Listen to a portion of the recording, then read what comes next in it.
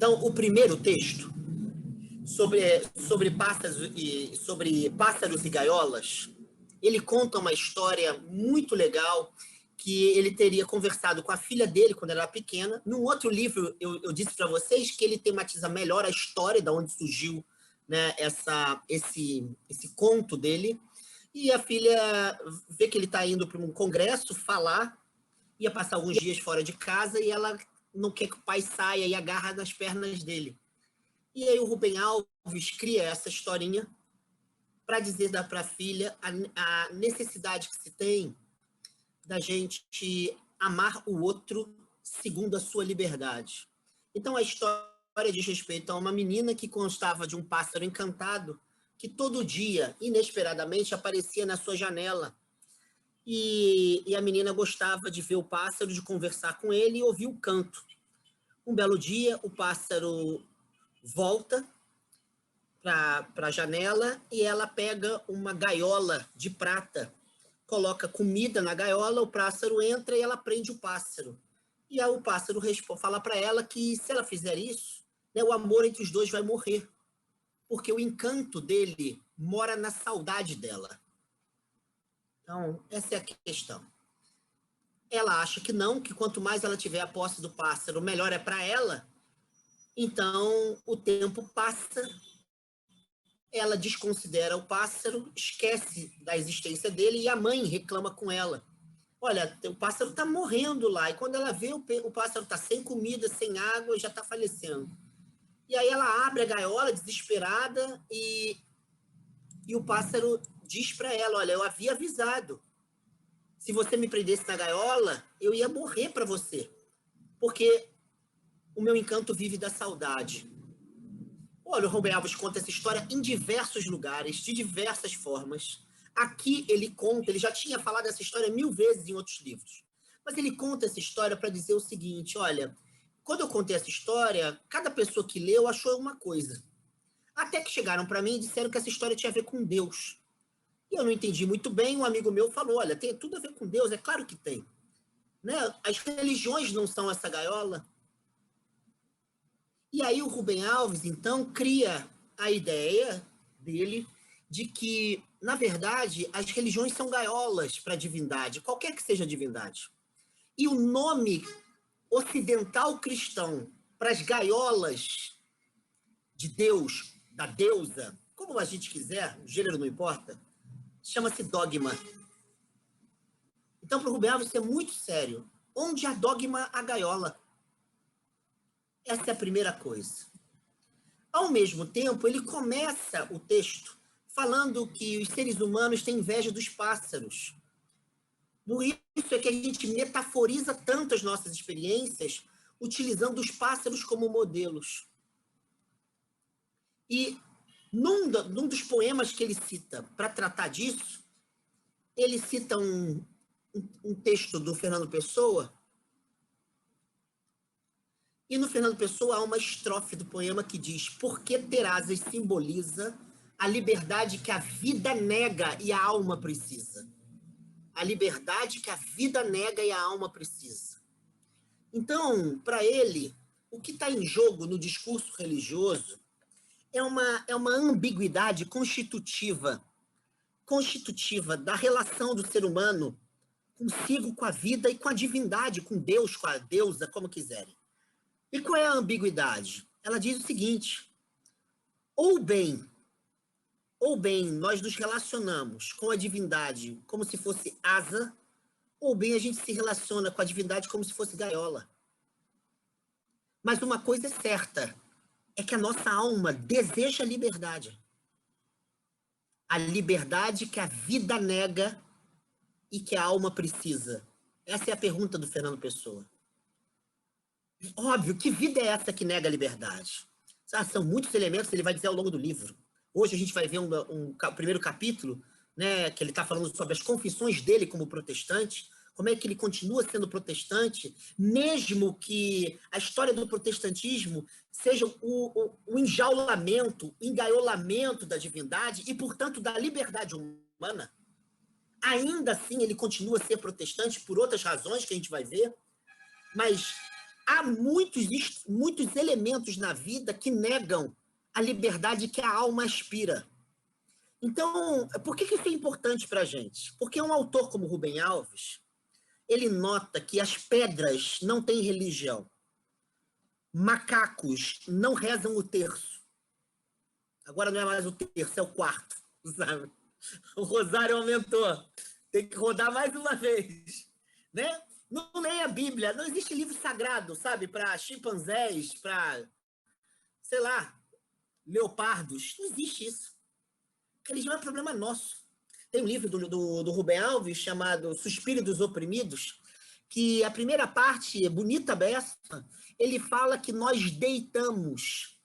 nos deitamos nesse colchão que é a linguagem. E que a religião é uma linguagem. E se é uma linguagem, é uma maneira de viver o mundo, de habitar o mundo. E aí ele pergunta, já te contaram que a religião é uma linguagem? Que as palavras religiosas são modos de habitar o mundo? Então existe para Rubem Alves, como também para muita gente que pesquisa isso, uma relação entre palavras religiosas e maneira de se viver o mundo. Existe uma relação direta. Ou seja, eu vou falar isso esse domingo até, lá em CI. Vou usar essa expressão que eu usei num texto que até eu comentei com o Edson. Eu e o Edson conversamos sobre isso. No fundo, a gente poderia dizer assim, mostra-me como vives, que direi quem é teu Deus. Ou seja, mostra-me como vives. E aí eu vou perceber qual o significado que tem a palavra Deus na sua vida. Em outras palavras, eu não posso falar de uma divindade desarticulando de quem está falando da divindade. Eu não posso. E esse quem não é uma pessoa isolada, é um modo de se viver. Para lembrar o que ele lembra aqui com outras palavras, vamos lembrar um detalhe que ele cita de outra forma. No tempo de São Francisco de Assis, o papa mais poderoso da história, que ajudou da Inquisição Romana a matar muita gente, a perseguir muita gente, é Inocêncio III. Um cara inteligentíssimo, teologicamente falando. São Francisco de Assis e Inocêncio III recitavam o mesmo credo nas missas. Eu posso deduzir daí que era a mesma fé?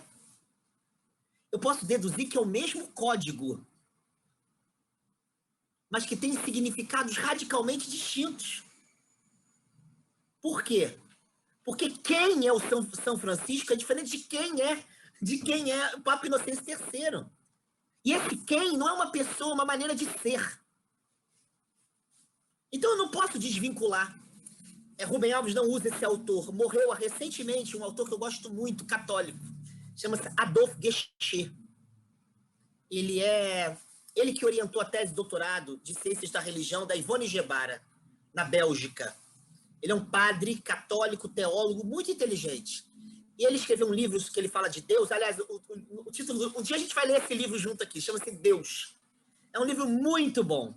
Ele chama isso de intersignificatividade. O que significa intersignificatividade? O significado de uma divindade está relacionado com o significado que a minha vida tem ao se relacionar com ela. Se eu sou inquisidor, o significado da minha divindade é um.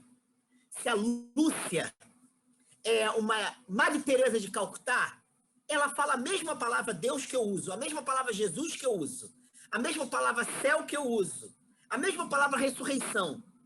Mas o significado de tudo isso é radicalmente distinto, porque eu sou um inquisidor e ela vive um amor incondicional de Madre Teresa junto às pessoas mais pobres.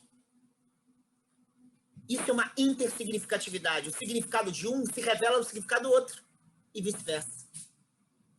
Rubem Alves está, apesar de ele não usar essa expressão, ele está dizendo a mesma coisa. O símbolo Deus, o signo Deus, pode acusar gaiolas ou asas, liberdade ou presídios. Entende? A pergunta do Rubem Alves ao longo de alguns capítulos do livro não é se um discurso é mais verdadeiro do que o outro, isso é muito pequeno. É que tipo de vida está conectada com aquele discurso. Que modos de ser aquele discurso favorece? De onde esse discurso nasceu? Quem está implicado nesses discursos? Quem? Entende? Martin Luther King era pastor batista, todo mundo conhece aqui. Ele falava e lia a mesma Bíblia do que supremacistas brancos da Ku Klux Klan.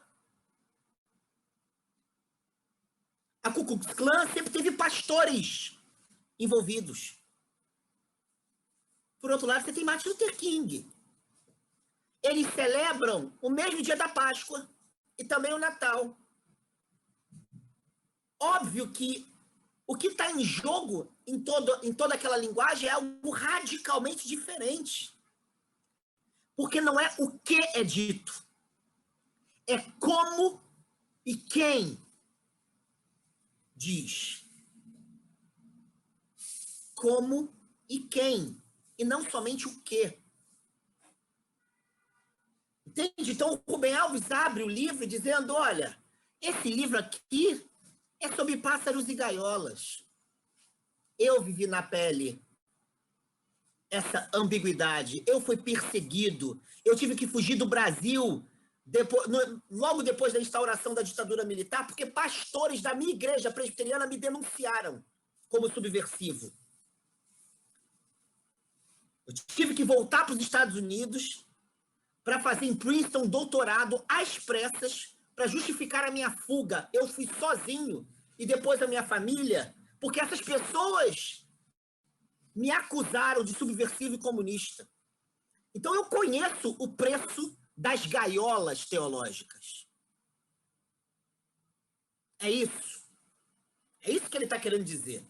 E esse livro que é feito, tem a grande parte dos textos é do finalzinho da década de 1960. E os últimos textos são literalmente de 1970. Então, entre 60, 68, 9 e 70. É ali que esses textos estão sendo gerados. É uma realidade de diáspora para ele. Ele está fora do Brasil. Ele está perseguido, ele está estigmatizado. Como está acontecendo hoje no Brasil, diga-se de passagem, né? Os evangélicos estão reinventando no Brasil a figura da bruxa. Isso é sério. Agora está voltando a ter essa figura, sabe? A figura medieval da bruxa. Agora, sábado passado, às 9 da noite, uma amiga minha, lá da Igreja Reformada Ecumênica, ela é atriz. E ela é palhaça, clown, né? De formação também. E ela fez com o marido, que também é ator e palhaço, uma peça que se chama Bruxas, que fala quem é a bruxa hoje, quem foi a bruxa e como caça-bruxa continua a existir. E ela pediu para eu falar no final. Porra, a peça é impressionante, porque ela fala desses estigmas, das perseguições, da legitimidade que a gente encontra dessas perseguições, a invenção das mulheres como bruxas, como que o corpo da mulher, as sensações, os desejos são marcados sobre a pecha da bruxa. Cara, e no caso medieval, tudo isso tinha a ver com Jesus Cristo. Entendeu? Então, o Rubem Alves sabe o que é bruxa. Assim como a gente deve olhar para o mundo hoje e ver que elas estão aí. Porque os estigmas continuam a ser reproduzidos. Por evangélicos, por evangélicas, por católicos, católicas, por religiões hegemônicas, que em nome da coerência do seu discurso, permite a legitimação disso. Então, ele começa o livro com isso. E logo depois ele cria uma segunda apresentação falando sobre os urubus, né? Que é pássaros e urubus. Você lembra? Deus criou, Deus já estava de saco cheio, segundo ele, da forma como os anjos cantavam e tocavam músicas. Ninguém errava, todo mundo era perfeito. Ele resolveu criar os pássaros, criou o mundo para ficar ouvindo os pássaros cantarem de maneira totalmente heterodoxa e desarticulada, com muitas vozes possíveis. até que a serpente viu que o urubu tinha baixa autoestima, né? Geralmente é isso. A pessoa tem baixa autoestima, o urubu chega lá e fala assim, olha, a serpente chega para o urubu e diz, o seu canto é o mais belo. Deus colocou um pouquinho de si dentro de cada pássaro, mas em você ele botou uma parte maior. Se você deixar essa galera cantar aí sem você, sem ouvir você, ou sem que você mostre qual é a verdade de Deus, então esse pessoal está perdido. E aí o urubu lança um decreto na floresta. Fora do canto do urubu não há salvação. O cristianismo inventou isso no século III. Fora da igreja não há salvação. Dá para levar a sério isso? Dá. O legal é que dá para levar a sério. É que a gente foi inserido nessa tradição. Fora da igreja não há salvação. Fora do canto do urubu não há salvação. E aí o que acontece? Os outros pássaros estão se lixando para a lei porque os bichos foram feitos para cantar. E ele continua cantando. E Deus lá no meio, feliz da vida, abandonou o céu, não queria mais saber de anjo, que só tocava música clássica. Aliás, os anjos só gostam de música clássica, nunca entendi isso. Nunca tocaram samba, né? E aí, nunca foram ao desfile. Não consigo entender isso. Aí ele desce, está aqui, feliz da vida, Deus, ouvindo aquela barulhada toda, até que a serpente fala assim, olha, eles continuam a cantar. Você não pode fazer isso. E aí eles vão lá e começam a perseguir todo mundo que cantava. E se cantasse de novo, dava para as serpentes matavam. As serpentes são as armas da Inquisição. Toda Inquisição tem serpentes, né? É isso, mata, joga e mata. Até que um belo dia, os pássaros todos se reuniram de madrugada enquanto os urubus dormiam e resolveram ir para um outro lugar que não tivesse mais urubu para encher o saco e perseguir suas vozes. E aí termina o texto com o Rubem Alves perguntando, imagine você, onde Deus, ele ou ela, foi parar. E antes ele diz, Deus não aguenta samba de uma nota só. Entende? Ou seja, o que está em jogo no Rubem Alves? É repensar a nossa religiosidade, cultos, livros sagrados, músicas, tudo que diz respeito ao ambiente eclesiástico e não eclesiástico de outras religiões, por meio de perguntas simples. Miriam, quantos voos você já empreendeu por causa desse tipo de religiosidade que você cultiva? Entendeu? Pergunta bem simples. Gabi, quantas vezes você se rastejou por causa dos discursos religiosos que você aprendeu? Essa é uma pergunta óbvia. São só perguntas óbvias, sim. Faz sentido uma vida que se rasteja? Não é abandonar nada, não é dizer que nada disso vale, nada disso. É perguntar qual é a qualidade das nossas formas de vida estão em jogo no cultivo das nossas religiosidades. É isso que está em jogo. Essas perguntas parecem bobas, elas não, elas são, ao meu ver, as mais essenciais. As mais essenciais. Ontem, eu fui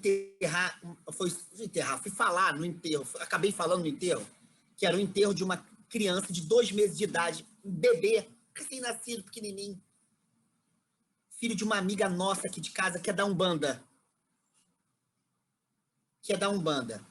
A ex-mãe de santo dela, que é minha amiga, o ex-pai de santo dela, que também é meu amigo, ninguém foi. Nós fomos. A família falou muito bem, as pessoas compartilharam o discurso, e ela me chamou para falar, eu dei uma palavra. Foi a cena de morte mais difícil da minha vida, porque era um caixão pequeno, com uma criança linda, a mãe abraçada no caixão, chorando, e tentando arrancar sentido para viver. Que é isso que todo bom luto faz, tentar arrancar. Como a vida continua fazendo sentido.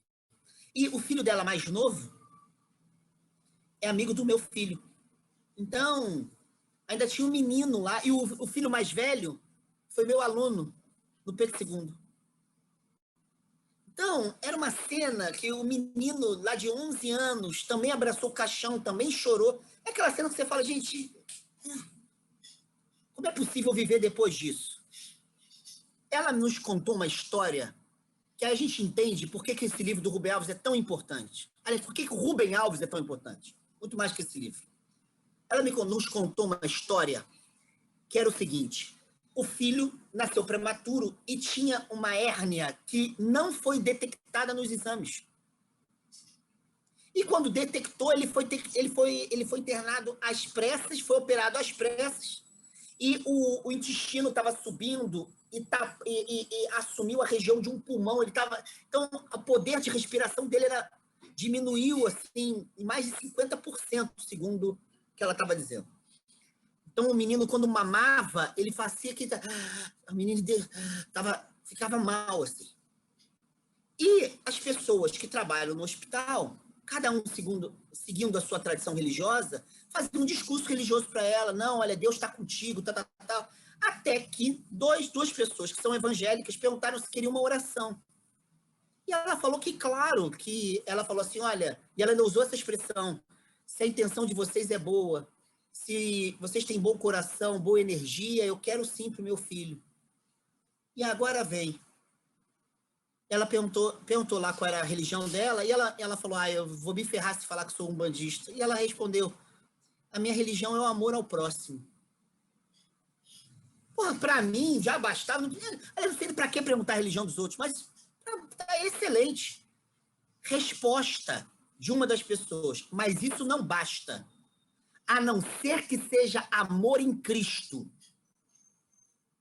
E aí, o cara fez um discurso com o filho morrendo sobre macumba, que já é uma expressão pejorativa. Que há pessoas que fazem trabalhos, e aí começou a falar. E que não importa a boa intenção, porque o diabo também tem boa intenção. Cara, tá gravando, né? Eu fiz uma pergunta para ela, por que você não mandou esse cara, sabe? Não preciso falar mais nada. Como assim? Isso é uma relação de violência. A criança tá ali. A criança tá mal, tá morrendo. E aí ela falou para mim, aí você vê como é que esses discursos promovem medo. E ela respondeu dizendo o seguinte, porque ele estava cuidando do meu filho, ele e a outra pessoa estavam direto com ele, eu não podia falar nada, e eles estavam tratando bem o meu filho, é isso que importa. Ou seja, eu tive que engolir isso, tá tratando bem do meu filho. Se eu falar alguma coisa, se eu falar que sou da Umbanda, será que vai continuar tratando bem meu filho? O filho de uma macumbeira? Entende? É isso que o Rubel está perguntando. Como que esse cara usou essas palavras naquele momento para isso?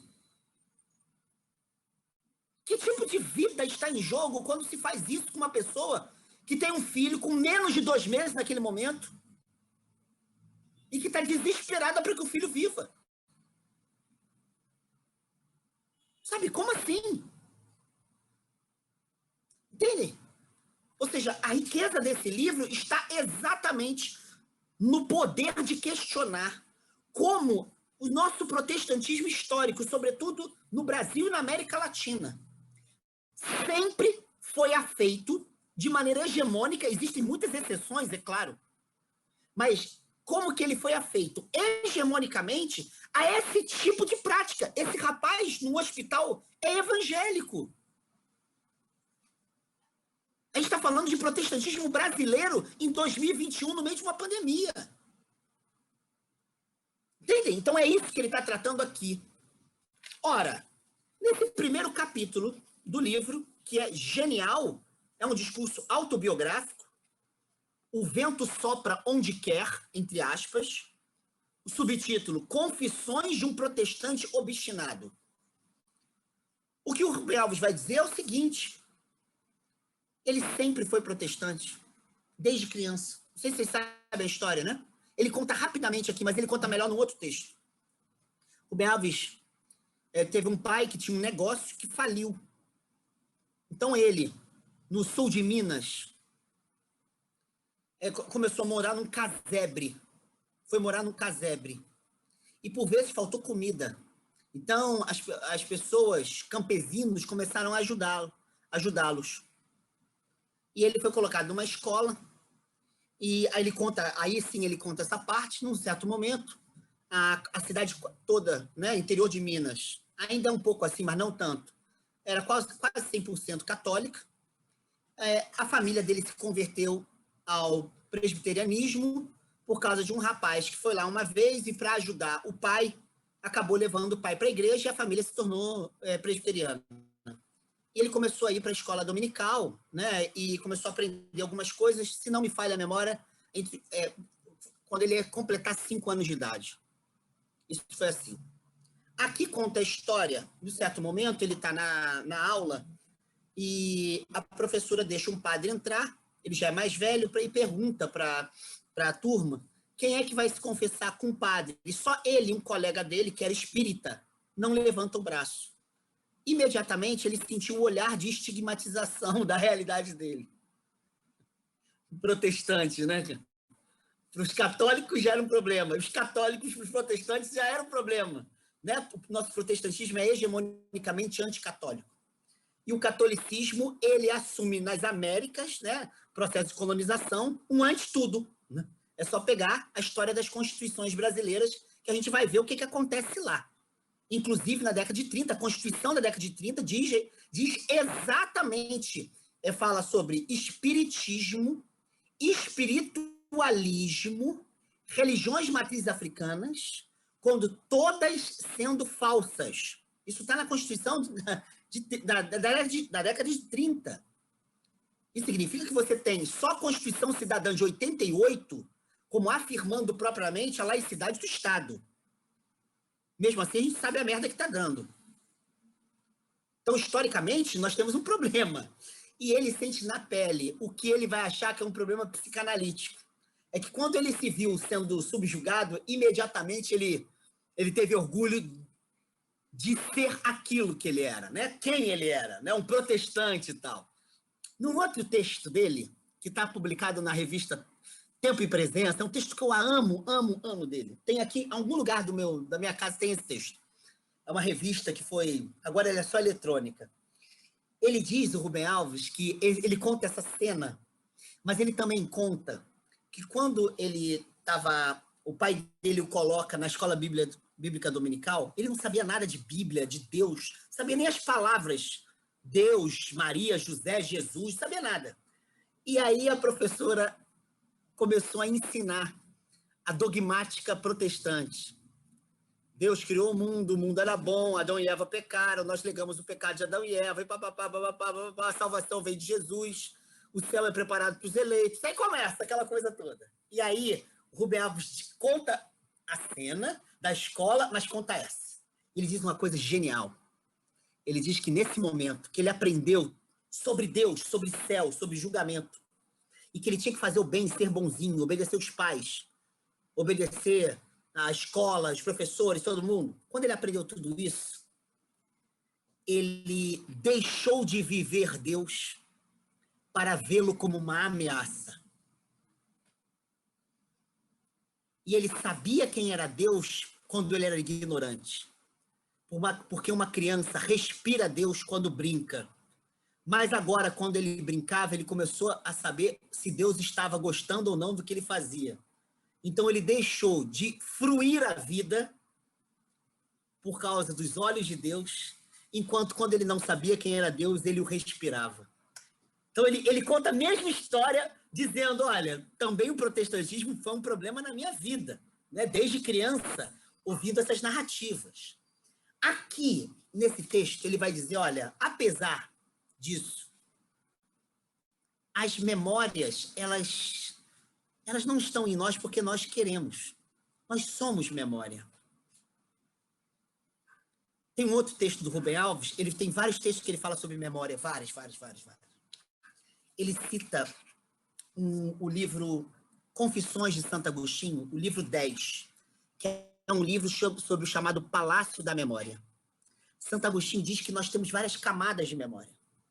E a última memória é essa memória do que é imemorial, que é Deus. É a memória da eternidade, que atravessa todas as nossas memórias. Eu não vou aqui falar sobre isso, mas ou seja, a gente já se movimenta com uma espécie de memória da ancestralidade radical de Deus que atua em nós. Então, de alguma maneira, volta e meia, diz Santo Agostinho, a gente se conecta, querendo ou não querendo, com esse eterno que nos atravessa. O Santo Agostinho, então, ele diz que muito mais de querer se lembrar de alguma coisa, viver é sempre retomar o passado de alguma maneira. A nossa história é o entrelaçamento das nossas memórias. Tem memórias de experiências eternas, tem memórias de experiências fugazes. Toda a nossa história está sempre se relacionando com o passado, qualificando esse passado. Então ele usa o Santo Agostinho para falar que nós somos o exercício de muitas memórias. E aqui ele diz, nós somos o exercício dessa memória. E a minha me faz ser protestante, quer queira ou quer não, eu sou isso. O Jonas Rezende uma vez me contou que ele encontrou o Rubem Alves, muitos anos assim de desencontro dos dois, se não me falha, não sei se era 2005 ou 2000 alguma coisa. Eles se encontraram e o Rubem Alves falou assim para ele, Jonas, estava eu nos Estados Unidos, Nova York, sei lá o quê, sem querer saber nada de igreja, de teologia, já não aguentava mais esse papo. Quando eu vi um órgão numa igreja protestante tocando, e toda a minha história apareceu. E eu me emocionei, Jonas, porque eu sou aquilo. Bonito isso, né? E ele fala exatamente sobre isso. Porque ele diz que marcou na vida dele algo que marcou a história do protestantismo. O poder revolucionário da música. A reforma protestante, é isso que ele vai defender nesse texto, antes de começar pelos cérebros dos reformadores, Lutero, Calvino, Zwinglio, Melanchthon, Thomas Müntzer, antes de começar com a teologia na racionalidade dos conceitos, começou com a teologia do corpo, com o estremecimento do corpo provocado pela música. E então ele diz que antes do cérebro vem esse lugar que é o corpo, essa condição que é o corpo, onde estão memórias, desejos, prazeres, dores, superações, quedas. É ali que está, sabe, armazenada a nossa caminhada. Nosso cérebro vê muito pouco. Nosso corpo sente o tempo todo. Então ele diz que o que toca nele, como protestantismo mesmo, é a experiência corporal da música que animou toda a reforma protestante. Não sei se vocês sabem, grande parte das músicas populares na Alemanha do século XVI foram reescritas, ou seja, o texto foi reescrito e a música foi mantida para Lutero popularizar a experiência da musicalidade alemã e, portanto, o que ele queria com a reforma. Então, o povão não conheceu a reforma das academias. Lutero era um acadêmico. O povão conheceu a reforma na dança, na música, no canto. Castelo Forte é o nosso Deus, né? Grande símbolo da reforma protestante. Segundo alguns pesquisadores, é uma música alemã de ritmo medieval. Até estava conversando com a Cíntia outro dia, e a Cíntia falou que um amigo dela que pesquisa isso disse que a gente canta de maneira muito equivocada, que, pelo que tudo indica, essa era uma música de base medieval da Alemanha. Então, ela até mostrou o ritmo que seria, e era uma música que era dançada, era uma música popular que era dançada. Mais ou menos o que o Eurico e o Jonas fizeram com muitas músicas, né? Pegando dos Beatles, a música popular brasileira e colocando novas letras. De certa maneira, é isso que está na matriz da reforma protestante.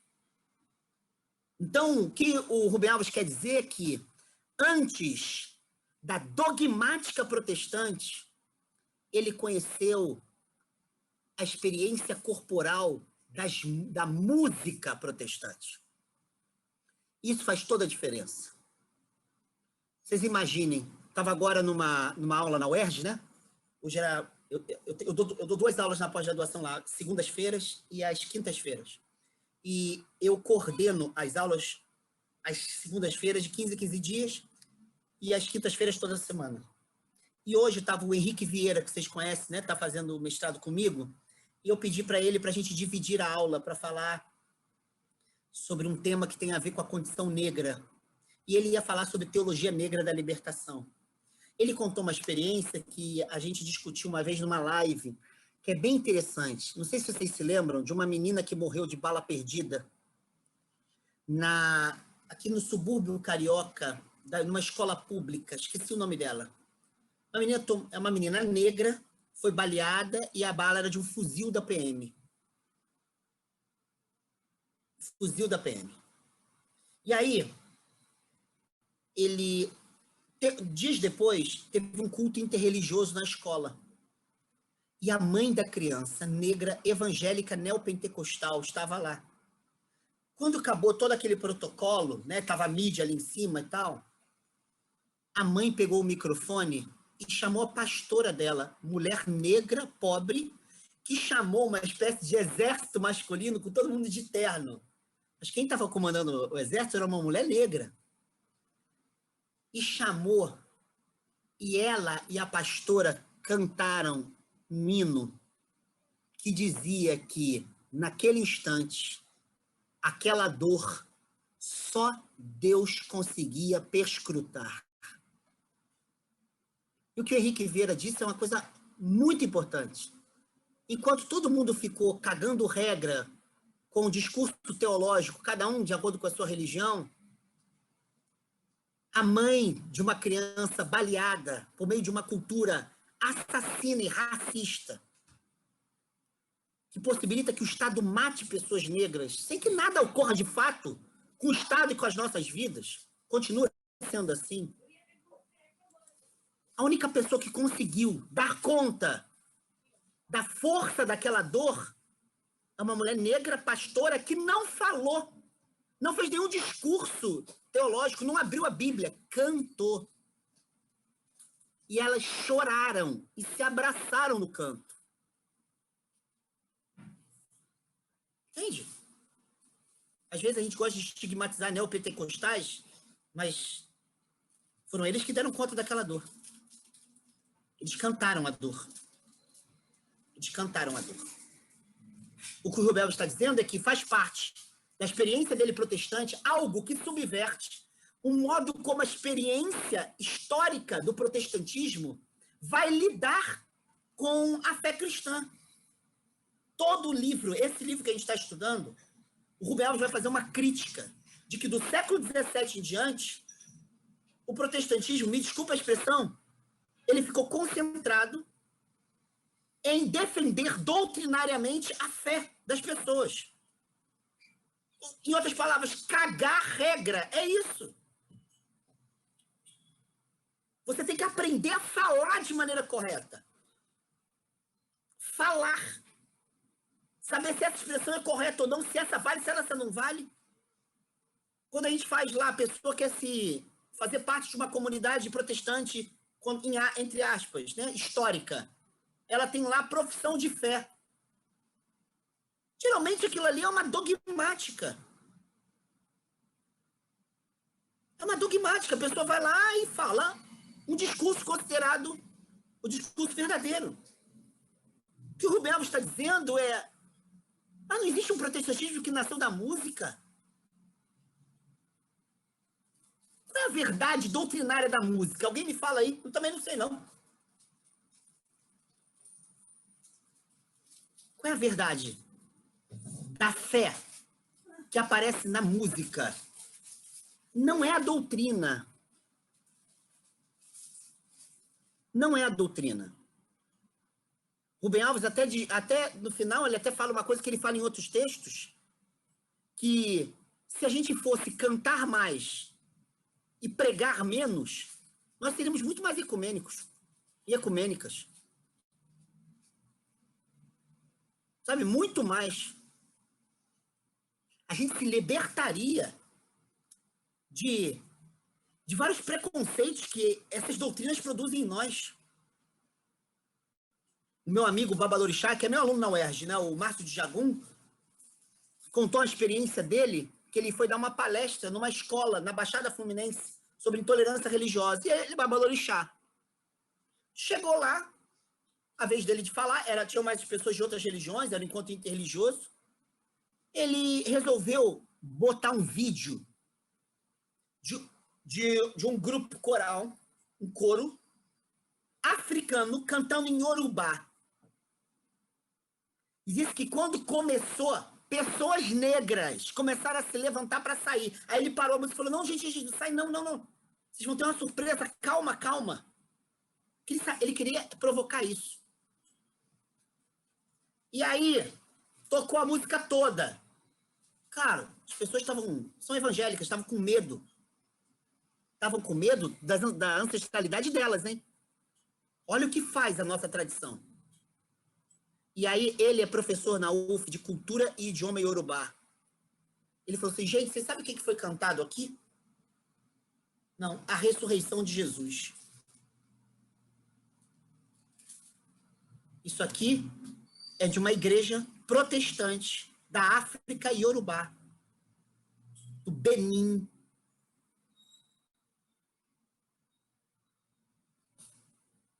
Cara, se a nossa espiritualidade começasse pela música, essa loucura, porque isso é uma loucura, esse medo, essa teologia do cagaço, porque essas doutrinas, elas são mobilizadas por medo e, portanto, legitimam ódio contra aquilo que produz medo em nós. A pessoa não sabe nem o que está sendo cantado, mas pessoas negras querem sair porque outras pessoas negras africanas vão cantar em Yorubá, que é idioma de macumbeiro. Mas aquele idioma é que está dando conta de um hino cristão. Entende? O que é o peso? O que é a gaiola? O que é essa loucura de se podar asas? O que é a impossibilidade da gente cantar junto, da gente dançar? Vou fazer mais um parênteses aqui. Solange está aqui. A Solange conhece muita gente que eu conheço também. Esqueci o nome dela. Daqui a pouco, se a Solange souber, ela me avisa. Há uma pastora metodista negra. Ela tem até fibromialgia. Ela tem uns problemas sérios de saúde. Que foi à África. Se a Solange puder, ela me lembra. E ela foi à África e queria conhecer as igrejas protestantes africanas. Ela achou que a África ia chegar lá e ia fazer o que foi feito no Brasil, sabe? Todo mundo negando as suas raízes. Aliás, o Rubem Alves vai falar sobre isso. Né? A gente tem que negar a brasilidade em nome do americanismo que foi imposto no século XIX através das missões protestantes no Brasil.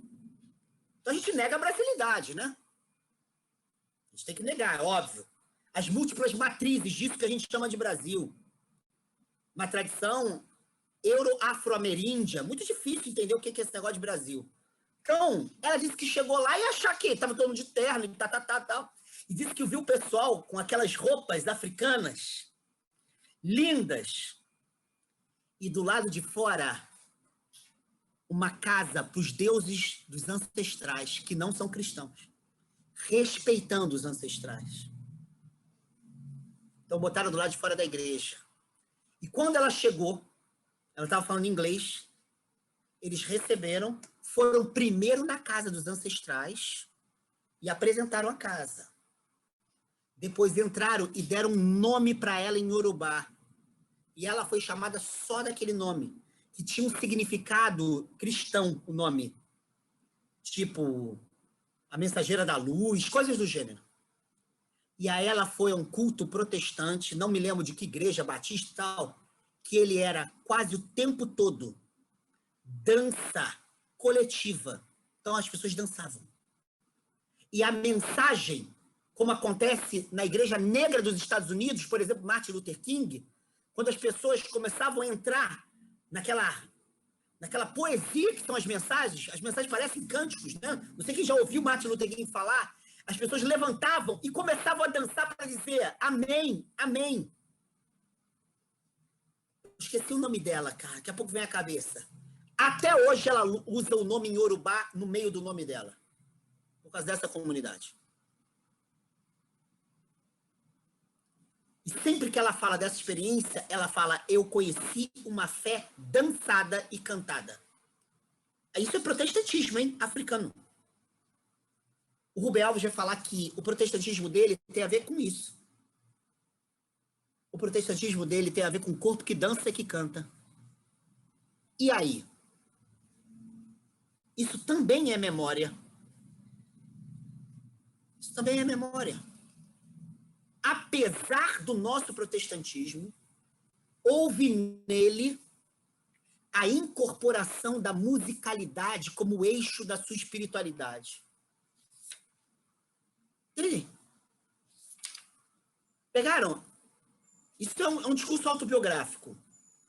Mas, mais para o final, o que ele vai dizer é que o que interessa para ele, até no pensamento protestante, daquele que nasce lá no século XIX, do século XVI, e ele vai dizer alguns princípios que vão orientar, na minha compreensão da obra dele, né? Eu li textos dele do início da obra dele até os textos próximos à morte dele.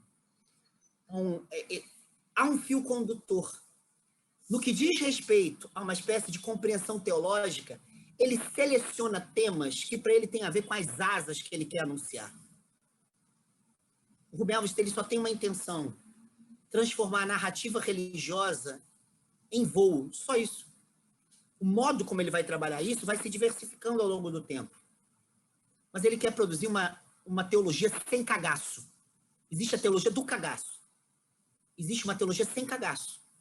Que para ele, segundo ele diz num texto chamado Variações sobre a Vida e a Morte, é aquela que transforma a teologia em brinquedo.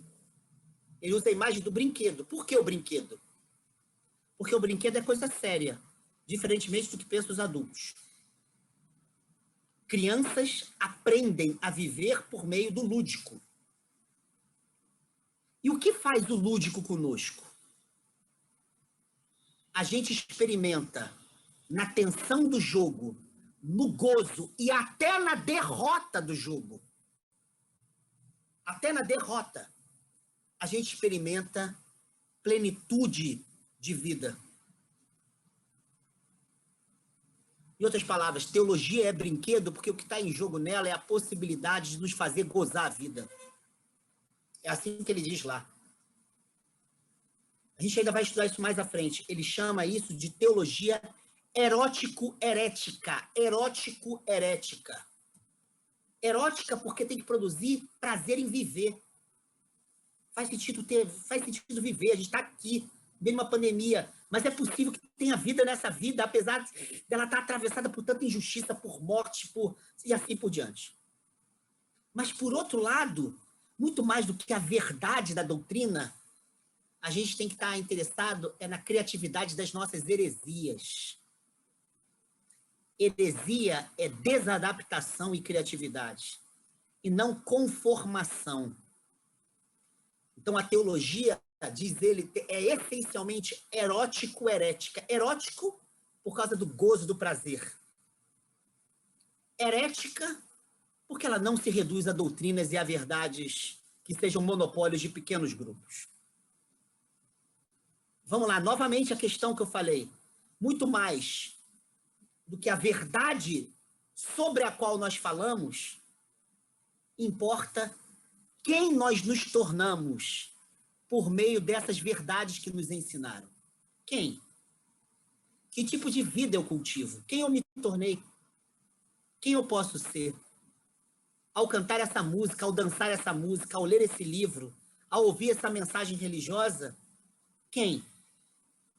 Quem eu posso estar sendo? Quem eu poderei ser? Quem eu me torno?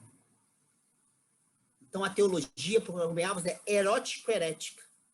Não é a verdade doutrinária o sentido dela. São as possibilidades de voar, ou de se rastejar, que devem estar em jogo quando a gente faz um discurso de cunho religioso. Entenderam? Jesus nunca discutiu a verdade doutrinária com ninguém, nunca. E quando ele diz que ele é a verdade, a palavra que se usa em grego é que é difícil traduzir, mas é literalmente desesquecimento, romper o esquecimento. É isso que é aletheia em grego, é revelar ou romper o esquecimento. Etimologicamente é romper o esquecimento. Mas não é lembrar meramente, não. É romper, é por isso que a gente traduz por desesquecer, é rasgar o esquecimento. Esquecimento do quê? Esquecimento do quê? Na mesma frase que ele fala que é a verdade, ele diz que é vida. E vida é a expressão tsoé, que é qualidade vital. Não é vida biológica. A gente pode dizer com muito rigor que ele é um caminho, portanto, ele é uma caminhada. E a verdade e o caminho tem a ver com essa palavra para a vida. Tem duas em grego. Ele usa uma, que é uma qualidade de vida vitalizada. Isso é a verdade. Isso é verdade. Verdade é vida viva. Isso é verdade. Não é a doutrina correta. Entende? A verdade é muito mais uma maneira de viver do que uma maneira de dizer as coisas. E a nossa tradição religiosa, ela acha que basta você dizer que A é A para que você tenha A. Não. A fé é viver A. É ser A. É caminhar A. É cair sendo A. Né? É vida viva. Esse mesmo evangelho que aparece essa expressão, que todo mundo repete, caminho, verdade, vida, é aquela que Jesus usa a expressão vida eterna. É a mesma palavra vida, qualificada como eterna. E ele diz que ele já é isso. Ou seja, eu não preciso nem morrer para viver a qualidade eterna dessa vida. Então, a pergunta que se faz é: qual é a verdade dos nossos discursos? Ela está ligada à verdade do nosso viver. Vidas vivas, quando dizem e se expressam, elas expressam a verdade do que vivem. Vidas mortas, por mais que diga corretamente, são vidas que não têm em si verdade. O que o Rubem Alves está fazendo, aliás, o que eu estou citando está num outro livro, tá? Não está nesse, não. Nesse livro, ele só vai questionar a noção que a gente acha que é a verdade. É ter uma doutrina para ter a verdade. Mas no outro livro, ele diz que a verdade tem muito mais a ver com essa qualidade prazerosa, plena de ser. Plena de ser. Isso está na Bíblia, isso não está inventando, não. Ele está só se reapropriando com nova linguagem, com uma nova estrutura de pensamento. Mas quais são, então, os elementos das tradições protestantes que vão chamar a atenção do Rubem Alves para nos ajudar a voar? Só. Só isso. Não quer mais nada. Primeiro elemento que ele vai dizer. Quando Lutero, em 1521, ele está diante, ele está numa dieta chamada Dieta de Worms. Ele passa 2 dias lá. E ele começa a responder a um cara chamado Cardeal Aleander. E esse cardeal, a mando do Papa Leão X, pergunta para ele se ele é autor daquelas obras todas que ele mostra quais são. Porque se ele dissesse que ele era autor, ele poderia ser inquirido e morrer na Inquisição. Se ele mentisse, o Lutero estava com medo dele se acovardar.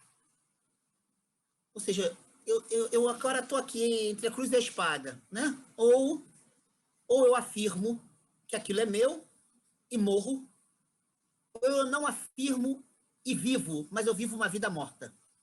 E agora? Ele pede 1 dia para pensar a resposta dele. E o cardeal fica uma fera. Mas o cardeal concede. E ele diz o texto, que ele passa a madrugada inteira orando para superar o demônio. Qual era o demônio? Muito interessante. O demônio era ele querer viver a qualquer custo e negar a própria liberdade. Então, tem uma hora, eu até botei isso num livro meu, Teologia da Transgressão. Ele faz uma oração bonita, podem procurar na internet. A oração lá da dieta de Worms, com W. Eu posso ler outro dia, que eu pego lá e leio para vocês. Mas ele diz que a causa dele não é dele, é de Cristo. E que ele pode até morrer por isso. Mas ele quer afirmar a fé dele e tal. No dia seguinte, os inquisidores, né, mostram para ele os mesmos livros e pergunta a ele, você renuncia? E aí ele diz, né, é um texto grande, muito bonito, e diz que, segundo os biógrafos dele, no primeiro dia ele era um monge, né? Ele estava curvado, assim, como um gesto de humildade. No segundo dia ele estava ereto, assim, um gesto de altivez. E ele diz que, se não provarem pela reta razão e pelas escrituras que o que ele disse é efetivamente errado, ele não irá renunciar nada. E aí ele diz a frase que todo mundo repete, é, não posso e não quero retratar-me de coisa alguma, porque trair a consciência não é justo e nem seguro. Que Deus me abençoe. E aí, pá! Ele é obrigado a fugir, ele faz a tradução da Bíblia para o alemão, ele está refugiado, ele quase é assassinado, e aí a gente conhece aí a história épica de Lutero. Mas essa palavra que o Rubem Alves gosta, consciência. Essa palavra em alemão tem duas grafias, né? Ou ela significa consciência no sentido de estar ciente de, no sentido de eu estar informado de, Bewusstsein, ou ela significa consciência no sentido de eu sou responsável por, Gewissen. O Lutero quase sempre usa o segundo sentido, eu sou responsável por. A consciência, ela me onera, ela me responsabiliza. Entende? Eu sou aquela que responde por. Então, o que o Rubem Alves vai dizer é que a reforma, ela afirma a consciência como lugar da fé. Por quê? Não porque a fé está dentro de nós. Não é isso, ela não está aqui dentro de mim. Ela está na minha relação responsável. Que não pode ser custodiada por uma instituição religiosa que diga a mim, como se eu fosse uma marionete, o que eu devo ser, o que eu devo pensar e o que eu devo fazer. Então, o que o Rubem Alves está dizendo é que, ao afirmar o protagonismo da consciência, e da consciência como lugar da relação com Deus, e da responsabilidade que isso promove em cada um e cada uma de nós, o que Lutero está dizendo é que acabaram as mediações institucionais que nos marionetizavam nessa vida. Acabou. Lutero pagou um preço altíssimo por isso. Rubem Alves também vai pagar um preço alto por isso. Não tem nada a ver com individualismo isso. Tem a ver com a destituição das mediações, as mediações institucionais. Quem disse que eu preciso de A, de B, de C, de D para me relacionar com Deus, que me faz responder por mim, pelo mundo, pelo outro? Quem disse? Portanto, a força dos códigos, das doutrinas, o Rubem Alves vai dizer, isso me interessa. Essa lufada de liberdade que a afirmação da consciência promove, mas essa lufada de responsabilidade que essa liberdade também promove. Segunda coisa, liberdade de Deus. Um ano antes de Lutero estar nessa dieta de Worms, 1520, ele escreve um texto chamado Sobre a Liberdade Cristã, ou do cristão, ou da cristã, como quiser. E nesse texto, o Rubem Alves está usando esse texto, e ao longo do livro ele vai usar várias vezes esse texto. O Lutero diz, ele vai usar Paulo para dizer o seguinte, 2 são os grandes sentidos da liberdade na vida cristã. Eu sou livre das mediações, eu sou livre dos códigos, eu sou livre dos poderes, Eu sou livre de. Esse é o primeiro significado. Eu sou livre de tudo. Nada tem poder sobre mim. Nada, nenhuma instituição, nada neste mundo tem poder. Mas esse livre de tem um segundo momento. Livre para. Entendeu? Eu sou livre de e sou livre para. No final desse livro, no capítulo 28, o Lutero diz assim: pela fé, nosso coração é lançado ao céu. Pelo amor desinteressado, ele me convoca de novo à terra. Então, o que o Lutero chama de liberdade? A liberdade que a fé promove para que eu não seja escravo ou escrava das mediações, dos códigos institucionais, culturais que me marionetizam e a responsabilidade do amor. Entretanto, se através da fé eu tenho relação com Deus, para que eu tenho que fazer alguma coisa querendo ir para o céu ou tendo medo do inferno? Então, Lutero, nesse texto, vai dizer que o céu não é a nossa meta, e nem o medo do inferno é o problema nosso. Lutero, eu estou falando do século XVI. Não é o Rubem Alves que está falando, não. É ele que diz lá. E o que o Lutero vai levar a sério é que... O que o Rubem Alves vai levar a sério é que o Lutero nos ensinou uma das grandes lições para que a nossa religiosidade seja asa e não gaiola. Ele nos ensinou a lição de que a salvação no outro mundo não é problema nosso. Isso não tem nada a ver com a gente. Porque Lutero e Paulo dizem que o que nos salva é a graça divina. Então, até Deus é livre. Deus é livre. Deus é livre dos nossos códigos. Ele sopra onde ele quer. Segundo o Evangelho de João, ele é um espírito que sopra onde ele quer. Sei lá quando, sei lá por quê, para quê. Ele sopra. Onde? Sei lá. De tal maneira que Deus não é condicionado pela nossa bondade, pela nossa moralidade, por que quer que seja. Então, o Rubem vai dizer que toda a teologia da graça que vem com Lutero, né, Calvino é um pouco diferente, mas tem elementos parecidos, mostra para a gente o seguinte, que Deus não tem um caderno de contabilidade. Mérito, crédito e débito nada tem a ver com a nossa relação com Deus. Tem a ver com as nossas relações sociais, mas não com Deus.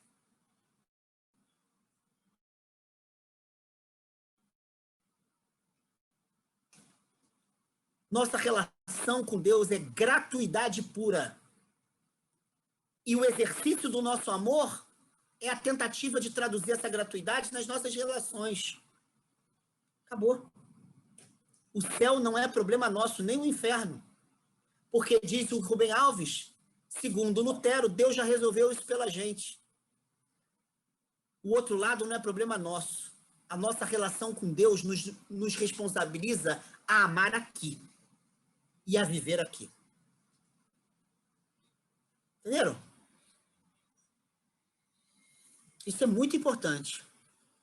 O Rubem Alves usa, aqui nesse livro, mas também num outro livro, um autor que vocês devem conhecer, né? Émile Durkheim. O Émile Durkheim diz numa obra que o Rubem Alves cita, ele diz uma coisa bem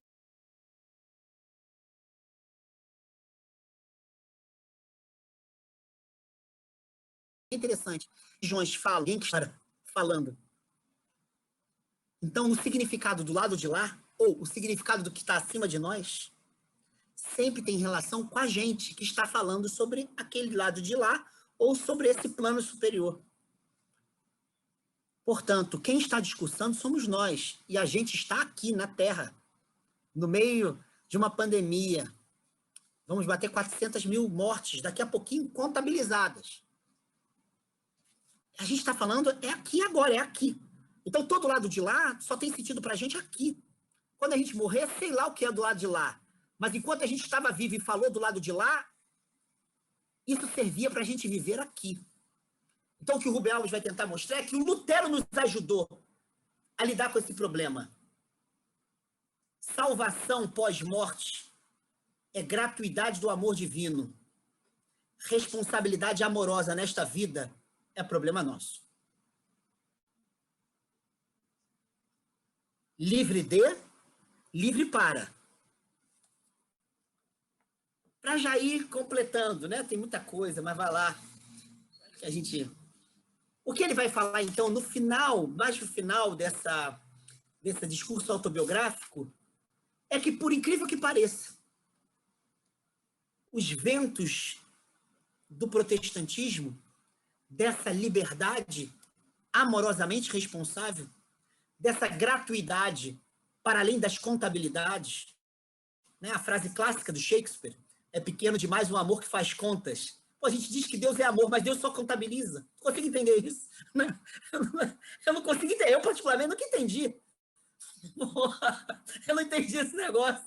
Né? Rubem Alves disse num outro texto que não tem nada a ver com esse aqui, é que se a gente levar a sério isso, que Deus é amor, gratuidade, Deus está muito mais próximo da amnésia do que para a hipertrofia da memória. Ele não está nem aí, ele está se esquecendo sempre, sabe? Sei lá o que você fez ontem, eu te amo. Né? Esse é o problema de Deus. Né? Mas o que ele vai dizer? O vento da liberdade protestante não soprou no protestantismo das Américas, mas no catolicismo das Américas. O catolicismo começou a questionar o peso opressor da sua instituição, o peso histórico, colonial, assassino nas inquisições, e começou a relativizar tudo isso em nome dessa liberdade que a fé e a espiritualidade podem promover. É claro que ele está falando do início do movimento da teologia da libertação, que ela fecunda mesmo nas Américas com o catolicismo. Né? Existem muitos protestantes que trabalham, inclusive o Rubem Alves, mas o peso, de fato, é católico. E nessas formas de pensar, de sentir, de crer, de viver, está em jogo o que ele vai considerar o espírito protestante, que é essa inadequação da nossa relação com Deus aos modos como a nossa tradição cultural legitimam tanta opressão.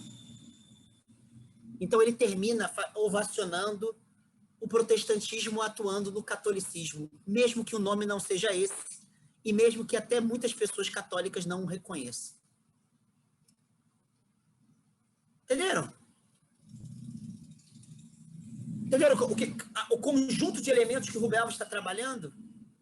Ele está começando com a relação entre música e doutrina, e está terminando com elementos teóricos da reforma que tem a ver, para ele, com o espírito do protestantismo, que é promover asas e arrebentar gaiolas. Entenderam? Lá na frente, e num outro texto dele também, ele vai dizer a mesma coisa. Quando você pega esses movimentos contra a cultura, década de 60, maio de 68, né, na França, por exemplo, você olha isso, aliás, ele diz isso na tese de doutorado dele, no início. Tem alguma coisa ali lembrando que libertar-se dessas formas culturais de opressão é a condição necessária para os nossos voos. O espírito protestante, para ele, essa expressão não é dele, espírito protestante, ele cita ao longo do livro, é do Paul Tillich, num livro chamado Era Protestante. Rubem Alves, ao longo desse todo, a gente poderia traduzir: é a coragem de arrebentar gaiolas e de exercer a liberdade dos nossos voos. Por isso que ele vai terminar, já nesse capítulo inicial, dizendo, olha, quando criticam isso como individualismo, eu quero lembrar uma coisa para vocês. É que não adianta a gente pensar num coletivismo onde todo mundo é um rebanho que pensa, quer e sente a mesma coisa. Aí, entre aspas, se há um individualismo protestante, nesse espírito protestante, não é reduzir o mundo ao umbigo humano. Isso seria narcisismo. seria a ideia que, de alguma maneira, os evangelhos nos mostraram, sobretudo Mateus 25, né, 36 em diante, essa ideia de que o rosto de cada ser humano, que é incomparável ao rosto dos outros seres humanos, é a única máscara que Cristo veste para se mostrar em nossas relações. Se eu não me relaciono com a individualidade do outro, eu não me relaciono com as múltiplas faces que Cristo tem na história.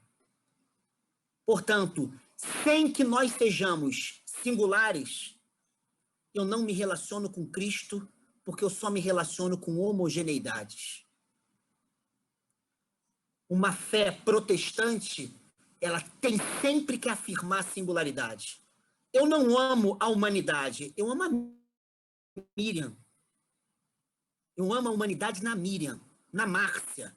Eu amo histórias, nomes, biografias.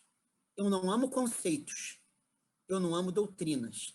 Se eu amar, eu destruir as possibilidades libertadoras do amor, que é me abrir a Miriam, que não é qualquer pessoa. Então, para o Rubem Alves, esses voos de liberdade são voos de singularidade.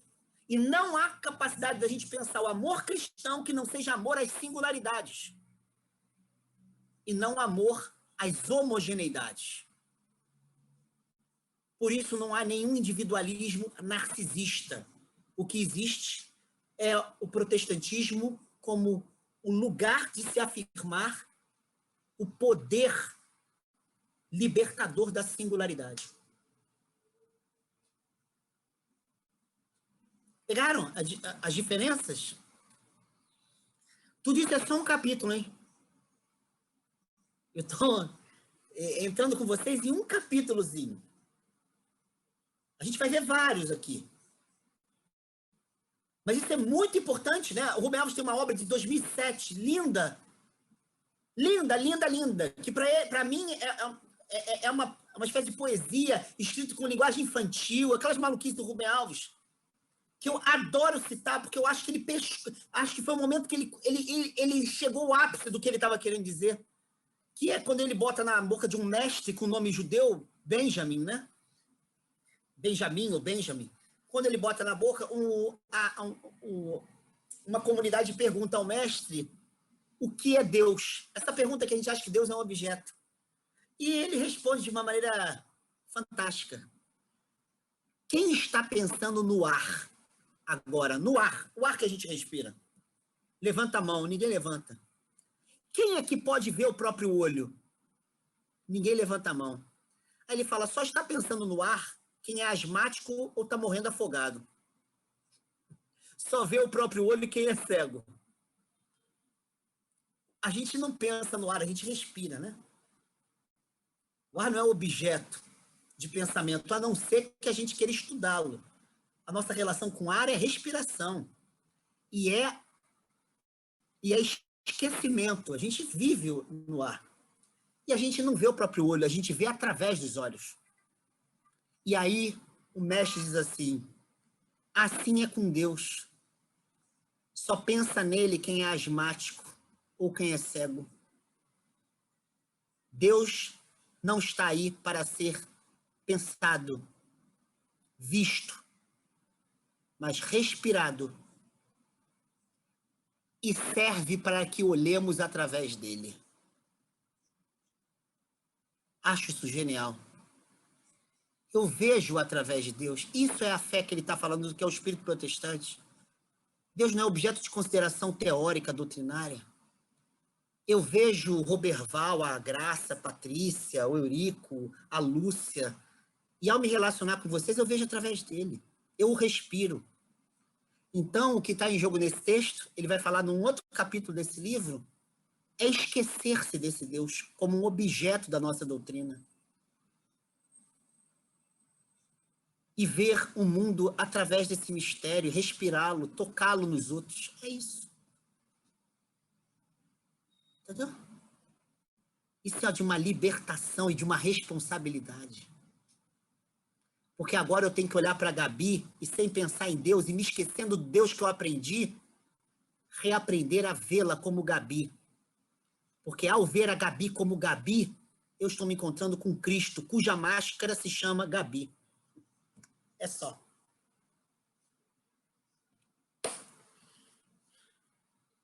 Forte, né? Poxa vida. Dá um negócio aqui. Estou me sentindo até meio merda, né? Porque eu sei que eu não vejo. Então eu já estou me sentindo meio mal. Eu sei que não consigo. Eu sei até falar sobre isso, mas viver eu não consigo, não. Fala, Gabi. Tá travado, Gabi. Tá travado.